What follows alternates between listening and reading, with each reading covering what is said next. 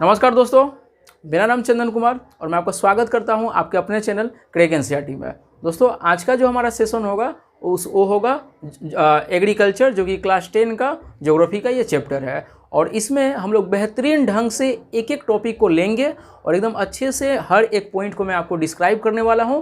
जैसे पहले मैं बताऊंगा ये कि एग्रीकल्चर इंडिया में इतना इंपॉर्टेंस क्यों रखता है। ठीक है, आप सुने होंगे कि भारत किसानों का देश है, तो मैं बताऊंगा बहुत कुछ इसके बारे में पॉइंट बाय पॉइंट।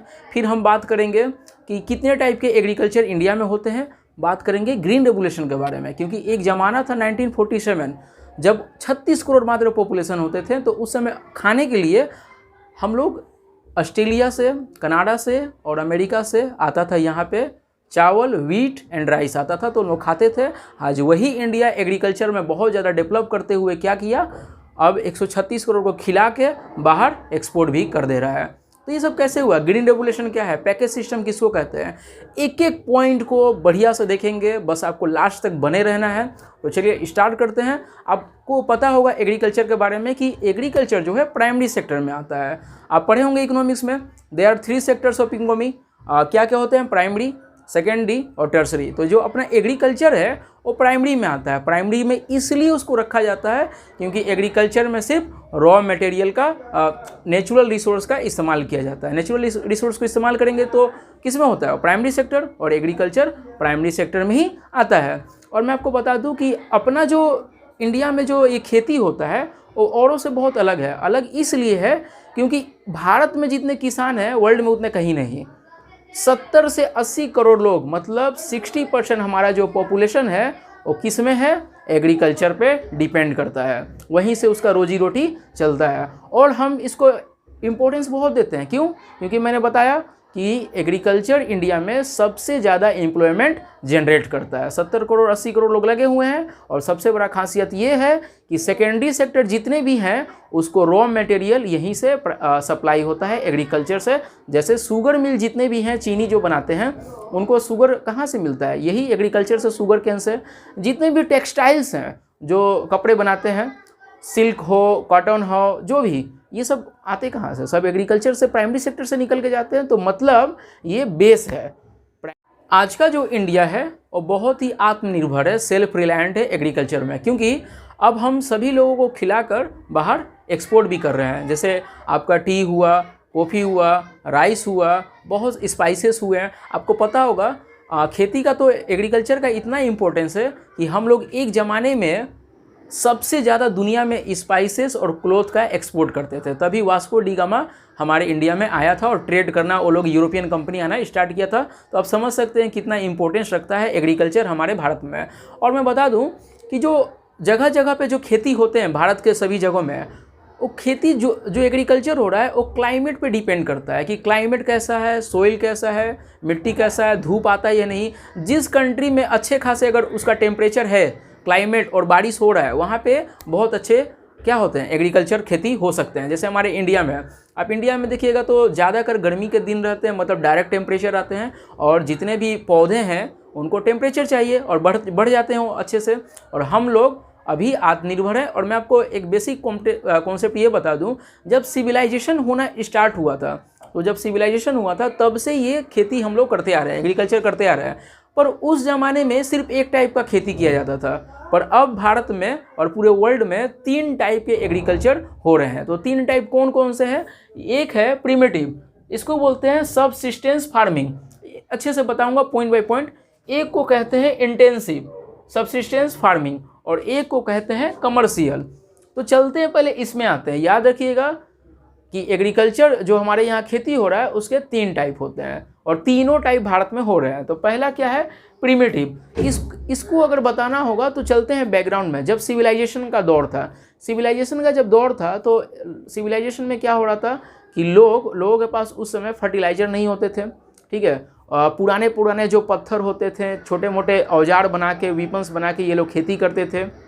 ठीक है, अब जब क्या होता था, मतलब पूरे तरीके से नेचर पे डिपेंड रहते थे। प्रिमिटिव मतलब पूरे नेचर पे डिपेंड रहते थे।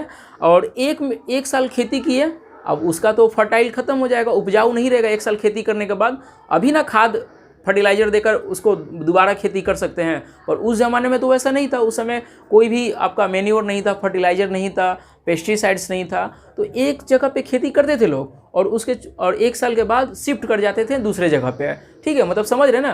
प्रिमिटिव मतलब क्या होता था, देखिए, is practice on small patches of land. मतलब ये जहाँ पे प्रिमिटिव होता है वो ज़्यादा बड़ा एरिया नहीं होता है, छोटा एरिया होता है और बहुत पुराने ज़माने से चला आ रहा है, सिविलाइजेशन के दौर से।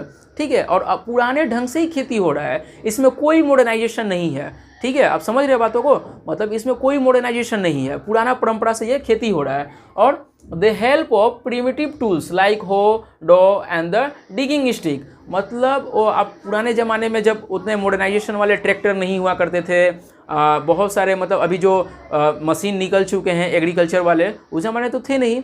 तो वो लोग क्या करते थे, वो लोग लोहे का फाल बनाते थे, लकड़ी का फाल लगाते थे, बैल से खेत को जोतते थे। मतलब कठिन मेहनत करते थे, कहने का मतलब कठिन मेहनत करते थे। और 1 साल बाद उस ज़मीन को छोड़ के दूसरे जगह शिफ्ट कर लेते थे।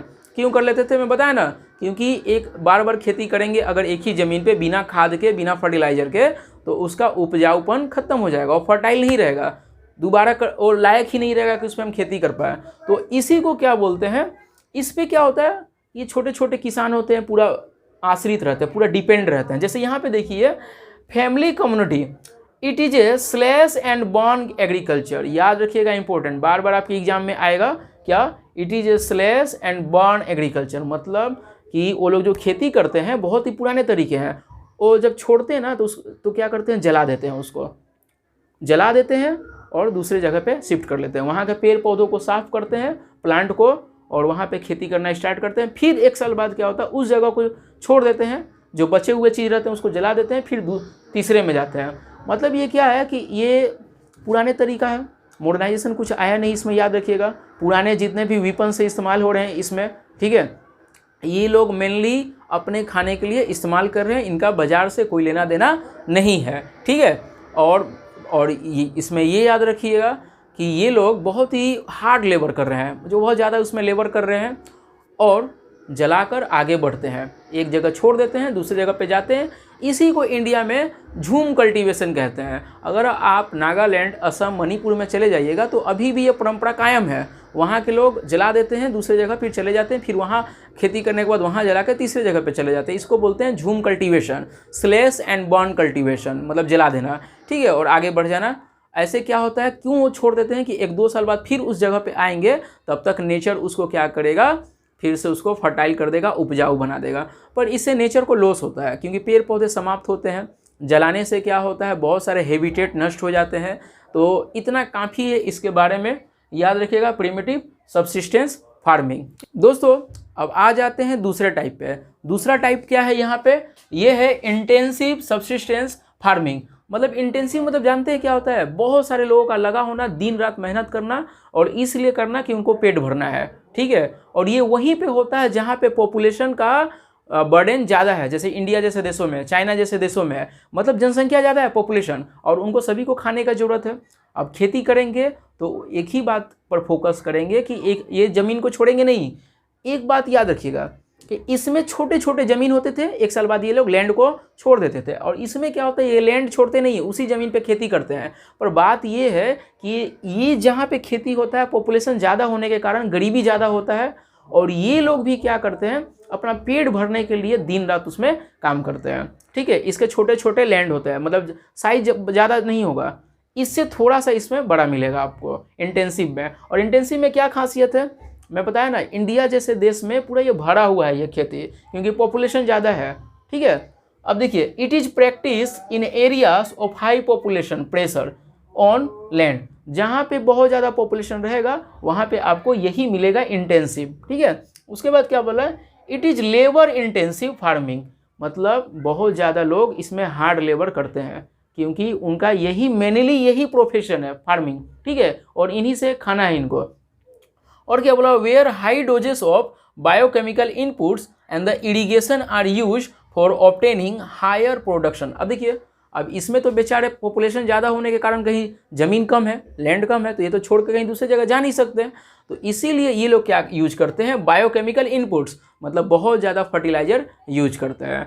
फर्टिलाइज़र बहुत ज़्यादा मतलब पानी उसमें देते हैं, ठीक है, कैनल से, पंप सेट से, बारिश जो होता है वो होता ही है। मतलब मेनली पूरा फोकस कर देते हैं ये लोग एग्रीकल्चर पे कि हर साल हो बिना मिट्टी बर्बाद किए, ठीक है ना। और हर साल मिट्टी तभी अच्छा रहेगा जब ये ढेर सारे उसमें फर्टिलाइज़र फेंकते रहेंगे लैंड पे, ठीक है। तो याद रखिएगा, जहाँ ज़्यादा पॉपुलेशन वहाँ पे इंटेंसिव। अब आ जाते हैं दूसरे पे, तीसरे पे, ये है कमर्शियल फार्मिंग।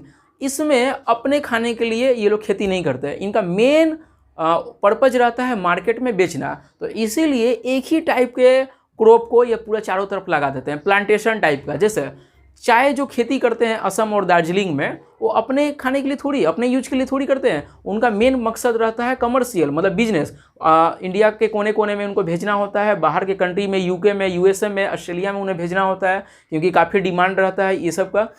और ये काफ़ी बड़े बड़े साइज के लैंड होते हैं, याद रखिएगा, ये काफ़ी बड़े बड़े साइज के लैंड होते हैं इन दोनों के तुलना में। और इनका मेन मकसद है मार्केट में बेचना, और इसमें बहुत ज़्यादा पैसे लगाए जाते हैं, क्योंकि यही काम ही है, पैसे बहुत ज़्यादा लगाओ और उनसे पैसे प्रॉफिट कमाओ। तो ये क्या है इसमें, this main characteristic of the type of farming are use of farming doses of modern inputs. जितने मॉडर्न टेक्नोलॉजी है सब इसमें यूज किया जाता है, क्योंकि जो एक फार्मिंग कर रहा है कमर्शियल, वो छोटा मोटा कोई किसान नहीं है, बहुत बड़ा किसान है। उसके हो सकेंगे 100 एकड़ में वो खेती कर रहा होगा, या तो कॉफ़ी उगा रहा होगा वहाँ पे, या तो आपका क्या टी प्लांट वहाँ पे लगाया होगा, या रबर का खेती कर रहा होगा। मतलब पूरा कमर्शियल तरीका का खेती कर रहा है, जूट, कॉटन, ये सब, ठीक है ना। तो उसमें पैसे बहुत ज़्यादा इन्वेस्ट करता है, क्योंकि आपको पता है पैसे इन्वेस्ट होंगे तभी तो उतना आउटपुट नज़र आएगा। अगर इस तरीके से खेती करेंगे तो प्रोडक्शन ज़्यादा नहीं होने वाला है, ठीक है, इसीलिए इसमें पैसे डाले जाते हैं। इसमें एक खासियत ये है कि ये कब स्टार्ट बहुत ज़्यादा हुआ है, ग्रीन रेगुलेशन के बाद। अब ग्रीन रेगुलेशन है क्या, बार बार आपके एग्जाम में पूछे जाते हैं। ग्रीन रेगुलेशन मतलब समझिए, मैंने शुरू में क्या बताया था कि जब हम इंडिया आज़ाद हुआ था तो उस समय हमारे पास खाने के लिए कुछ नहीं था, मतलब कि हमारे पास ज़मीन बहुत था, लैंड बहुत था, पर किसानों के पास पैसे नहीं थे, मॉडर्न टेक्नोलॉजी नहीं था उनके पास, वो जानते ही नहीं थे कि मॉडर्न फार्मिंग होता क्या है, ठीक है। तो ज़मीन पड़ा हुआ है इसी तरह, और सरकार सभी को खिलाने के लिए ऑस्ट्रेलिया से गेहूं खरीद रहा है, वीट खरीद रहा है, अमेरिका से चावल खरीद रहा है, क्योंकि मजबूर है वो भी। तब क्या हुआ, पता चला कि एक मेक्सिको एक कंट्री है और एक थाईलैंड कंट्री है।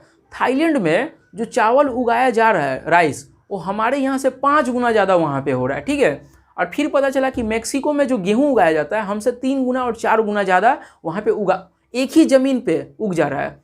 तो इसका मतलब ये तो नहीं कि उनको वरदान मिला हुआ है, वो बहुत ज़्यादा हाई उगा रहे हैं बस। तो क्या हुआ, हम लोगों ने एक टीम बनाया, इंडियन गवर्नमेंट ने, उस टाइम का इंडियन गवर्नमेंट ने एक टीम बनाया और वहाँ पे भेजा कि जाओ सीख कर आओ और तरीका कि वो कैसे इतना ज़्यादा उगा लेते हैं एक ही छोटे से ज़मीन पे। तो पता चला कि ये एक पैकेज सिस्टम है। वो लोग क्या यूज करते हैं इसमें, आप देखिए HYV, मतलब कि वो जो सीड्स का इस्तेमाल करते हैं बीज का, वो बहुत ही लाजवाब है, मतलब बहुत ही क्वालिटी वाला है, ठीक है। उसको क्या किया गया है, 2 अलग अलग बीजों से हाइब्रिड करा के, क्रॉस करा के और नया बीज बनाया गया है, जिसमें बहुत ज़्यादा क्या है, प्रोडक्शन लगा सकता है। तो पहला उसमें अच्छे बीज वो लोग यूज कर रहे हैं, ठीक है।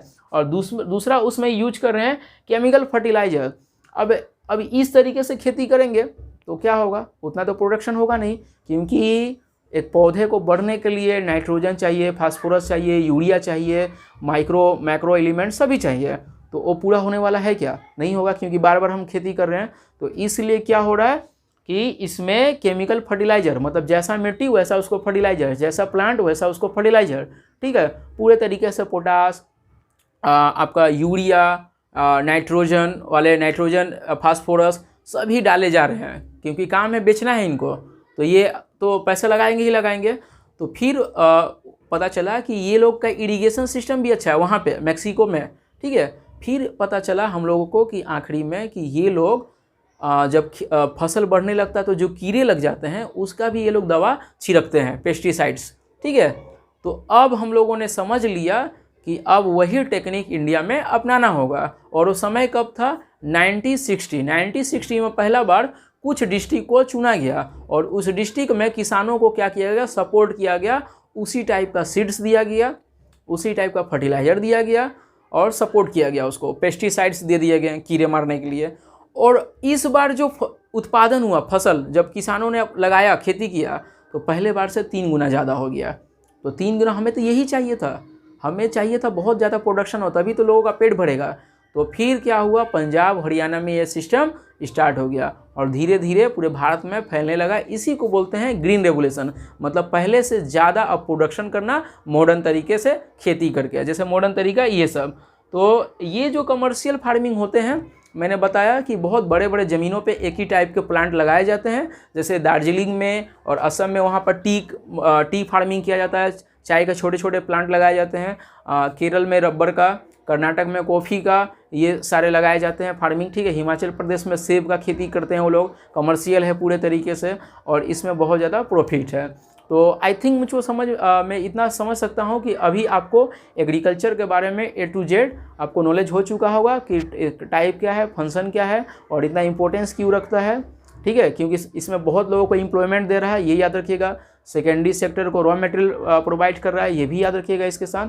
तो चलिए मैं इसी के साथ विदा लेता हूं, आपको ये बोल के कि अगर आप समझ पाए इस वीडियो से तो लाइक करना ना भूलें, दोस्तों को शेयर जरूर करें, ठीक है। और आपको अगर किसी टॉपिक पे कन्फ्यूजन है तो उस टॉपिक का नाम मेरे कमेंट बॉक्स में डाल सकते हैं, अगला वीडियो उस पर मैं बना दूंगा। तब तक धन्यवाद।